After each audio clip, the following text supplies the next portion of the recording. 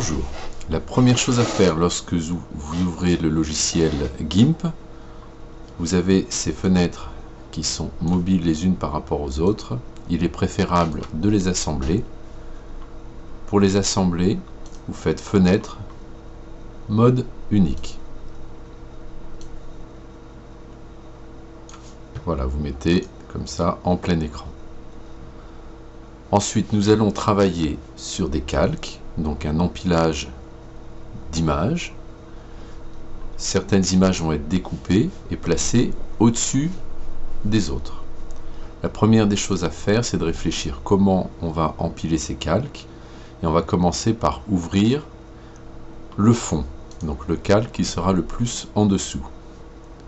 Donc vous devez télécharger sur mon site internet l'image prairie.jpg.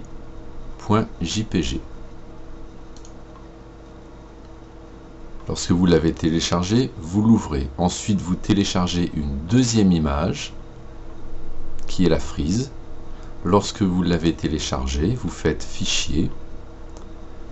Là, il ne faut pas l'ouvrir tel quel, il faut l'ouvrir en tant que calque. C'est-à-dire que cette image va se placer au-dessus de l'image de la prairie, au-dessus du calque prairie. Donc je vais chercher la frise.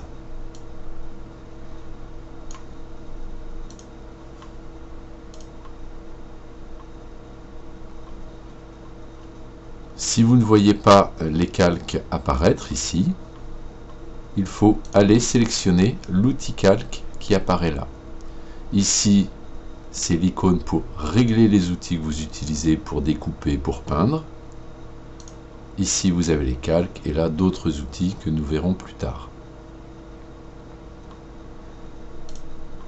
Lorsque je clique sur un calque, il change de couleur. C'est ce calque qui est actif. Ça veut dire que tout ce que je ferai à ce moment-là agit sur le calque prairie.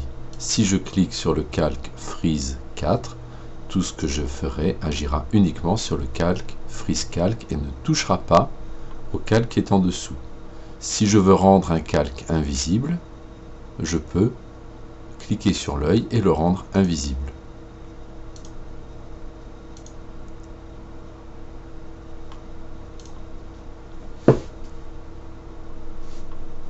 Une image en .jpg ne gère pas la transparence. Et comme nous allons supprimer le blanc, qui est ici, pour ne conserver que la petite frise, il va falloir remplacer du blanc par une autre couleur, la couleur transparente. Pour rajouter la transparence à un fichier JPG, il suffit d'aller dans le calque où est cette image, faire clic droit, et ajouter un canal alpha. Ça ajoute donc une information de transparence au calque qui est représenté par un petit damier à carré. Maintenant, nous allons pouvoir sélectionner l'outil baguette magique et supprimer tout le blanc. L'outil baguette magique est ici. En fait, il y en a deux qui sont très utiles comme outil baguette magique. Aujourd'hui, nous utilisons celui-ci. Il est vraiment important de penser à double-cliquer sur l'outil pour afficher sa barre de réglage. Voilà, j'ai double-cliqué et il apparaît la barre de réglage de l'outil baguette magique. Nous allons régler la sensibilité de détection de la couleur que nous voulons sélectionner puis retirer avec cette barre. Je clique une première fois pour voir ce que cela supprime, je sélectionne. Et au clavier, j'appuie sur Supr pour voir ce qui est enlevé et ce qui reste. Il reste en fait pas grand chose, puisque le seuil est beaucoup trop élevé. Je fais CTRL Z, pour faire marche arrière une deuxième fois. Je baisse mon seuil, et je recommence. Je refais Supprime. Apparemment, l'effacement, la sélection est bonne. Ici, on peut sélectionner, lisser les contours, additionner et faire d'autres choses que l'on verra peut-être plus tard. On va désélectionner la sélection. Tant qu'on a des pointillés comme ça, c'est quelque chose est sélectionné. avec GIMP, il faut penser toujours à désélectionner quand on a fini une tâche. Donc sélection, aucune. Je peux déplacer ma frise avec l'outil croix pour placer où je veux ma sélection. Maintenant, si je veux redimensionner cette image, il faut aller dans Calque, échelle et taille du calque. Et là, je peux l'agrandir si je veux. Échelle, et mon calque est agrandi. Je peux le déplacer. Voilà, on peut comme ça rajouter d'autres calques les uns sur les autres et gérer la transparence. Voilà, maintenant vous avez terminé votre découpage. Si vous voulez revoir les calques, vous cliquez sur l'outil calque. Si vous voulez rendre invisible la frise, vous cliquez sur l'œil, l'œil disparaît, la frise est invisible, ainsi de suite. Si je veux déplacer mon calque, ma frise, il suffit que j'active le calque et que je déplace la frise. Maintenant, il va falloir penser à sauvegarder son travail.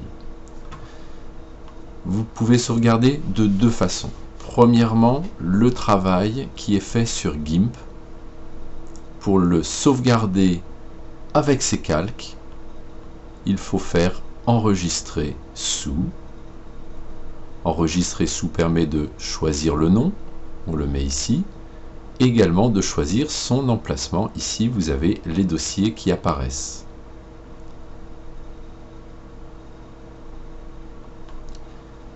Le fichier GIMP se termine toujours par l'extension .xcf. Si vous sauvegardez un fichier dans ce format-là, vous pourrez le rouvrir plus tard, récupérer tous les calques, déplacer vos objets, rajouter d'autres calques. Donc là, je vais sauvegarder le fichier, je vais l'appeler montage 1.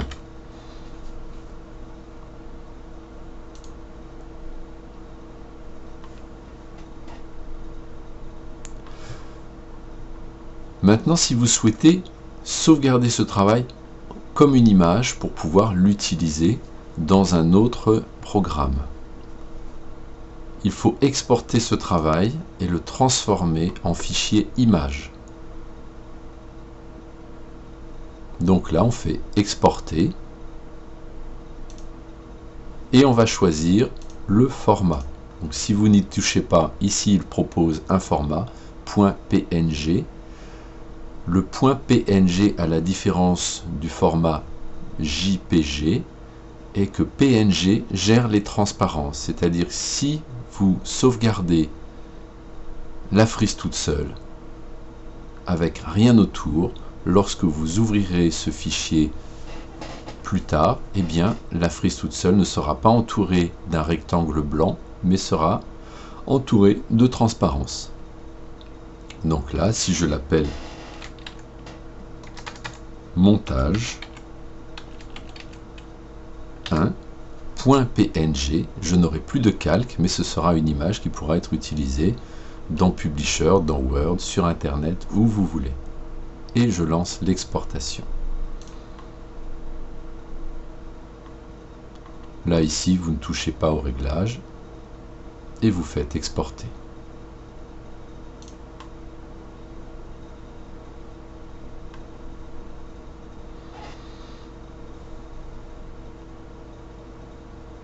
Nous allons ensuite vérifier dans le dossier qui correspond à la sauvegarde. Nous allons vérifier l'image définitive.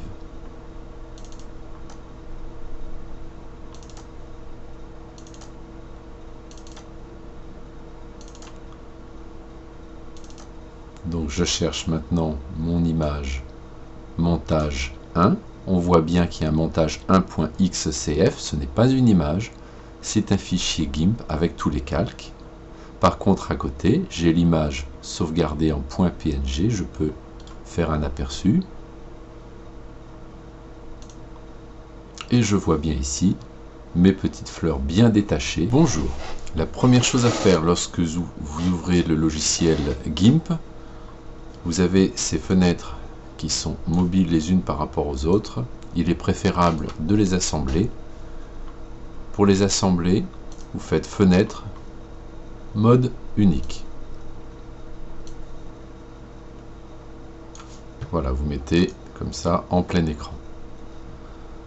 Ensuite, nous allons travailler sur des calques, donc un empilage d'images. Certaines images vont être découpées et placées au-dessus des autres. La première des choses à faire, c'est de réfléchir comment on va empiler ces calques. Et on va commencer par ouvrir le fond, donc le calque qui sera le plus en dessous. Donc vous devez télécharger sur mon site internet l'image prairie.jpg.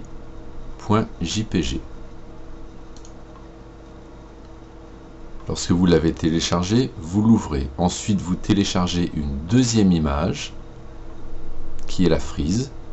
Lorsque vous l'avez téléchargé, vous faites fichier. Là, il ne faut pas l'ouvrir tel quel, il faut l'ouvrir en tant que calque. C'est-à-dire que cette image va se placer au-dessus de l'image de la prairie, au-dessus du calque prairie.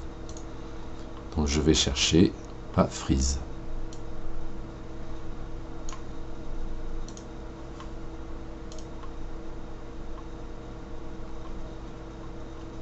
Si vous ne voyez pas les calques apparaître ici, il faut aller sélectionner l'outil calque qui apparaît là. Ici, c'est l'icône pour régler les outils que vous utilisez pour découper, pour peindre. Ici, vous avez les calques et là, d'autres outils que nous verrons plus tard. Lorsque je clique sur un calque, il change de couleur. C'est ce calque qui est actif. Ça veut dire que tout ce que je ferai à ce moment-là agit sur le calque prairie.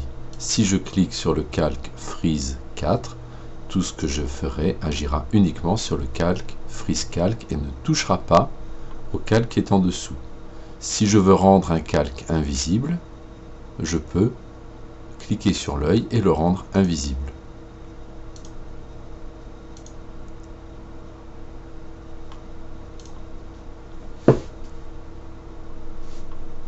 Une image en .jpg ne gère pas la transparence. Et comme nous allons supprimer le blanc, qui est ici, pour ne conserver que la petite frise, il va falloir remplacer du blanc par une autre couleur, la couleur transparente. Pour rajouter la transparence à un fichier JPG, il suffit d'aller dans le calque où est cette image, faire clic droit, et ajouter un canal alpha. Ça ajoute donc une information de transparence au calque qui est représenté par un petit damier à carré. Maintenant, nous allons pouvoir sélectionner l'outil baguette magique et supprimer tout le blanc. L'outil baguette magique est ici. En fait, il y en a deux qui sont très utiles comme outil baguette magique. Aujourd'hui, nous utilisons celui-ci. Il est vraiment important de penser à double-cliquer sur l'outil pour afficher sa barre de réglage. Voilà, j'ai double-cliqué et il apparaît la barre de réglage de l'outil baguette magique. Nous allons régler la sensibilité de détection de la couleur que nous voulons sélectionner puis retirer avec cette barre.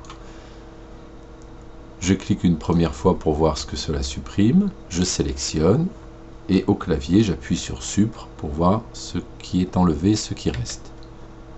Il reste en fait pas grand chose, puisque le seuil est beaucoup trop élevé. Je fais CTRL Z, pour faire marche arrière une deuxième fois. Je baisse mon seuil, et je recommence.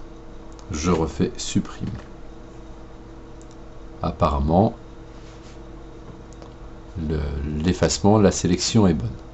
Ici, on peut sélectionner, lisser les contours, additionner et faire d'autres choses que l'on verra peut-être plus tard. On va désélectionner la sélection. Tant qu'on a des pointillés comme ça, c'est quelque chose est sélectionné. Avec GIMP, il faut penser toujours à désélectionner quand on a fini une tâche. Donc sélection, aucune. Je peux déplacer ma frise avec l'outil croix pour placer où je veux ma sélection. Maintenant, si je veux redimensionner cette image, il faut aller dans Calque, échelle et taille du calque. Et là, je peux l'agrandir si je veux. Échelle, et mon calque est agrandi. Je peux le déplacer. Voilà, on peut comme ça rajouter d'autres calques les uns sur les autres et gérer la transparence. Voilà, maintenant vous avez terminé votre découpage. Si vous voulez revoir les calques, vous cliquez sur l'outil calque. Si vous voulez rendre invisible la frise, vous cliquez sur l'œil. L'œil disparaît, la frise est invisible, ainsi de suite. Si je veux déplacer mon calque, ma frise, il suffit que j'active le calque et que je déplace la frise. Maintenant, il va falloir penser à sauvegarder son travail. Vous pouvez sauvegarder de deux façons. Premièrement, le travail qui est fait sur GIMP, pour le sauvegarder avec ses calques, il faut faire enregistrer sous. Enregistrer sous permet de choisir le nom, on le met ici, également de choisir son emplacement. Ici, vous avez les dossiers qui apparaissent.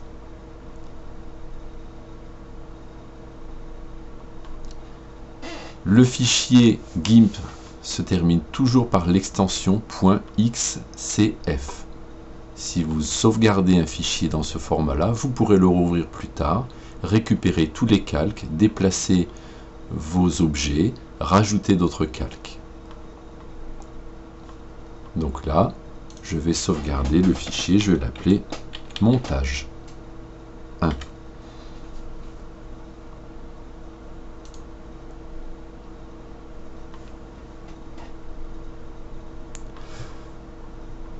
Maintenant, si vous souhaitez sauvegarder ce travail comme une image pour pouvoir l'utiliser dans un autre programme, il faut exporter ce travail et le transformer en fichier image. Donc là, on fait exporter et on va choisir le format. Donc si vous n'y touchez pas, ici il propose un format .png. Le .png a la différence du format JPG est que PNG gère les transparences, c'est-à-dire si vous sauvegardez la frise toute seule avec rien autour, lorsque vous ouvrirez ce fichier plus tard, eh bien la frise toute seule ne sera pas entourée d'un rectangle blanc, mais sera entourée de transparence. Donc là, si je l'appelle montage 1.png, je n'aurai plus de calque, mais ce sera une image qui pourra être utilisée dans Publisher, dans Word, sur Internet, où vous voulez. Et je lance l'exportation. Là, ici, vous ne touchez pas au réglage et vous faites exporter.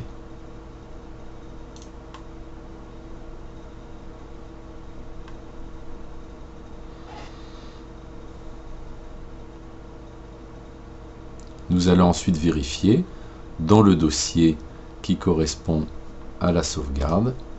Nous allons vérifier l'image définitive.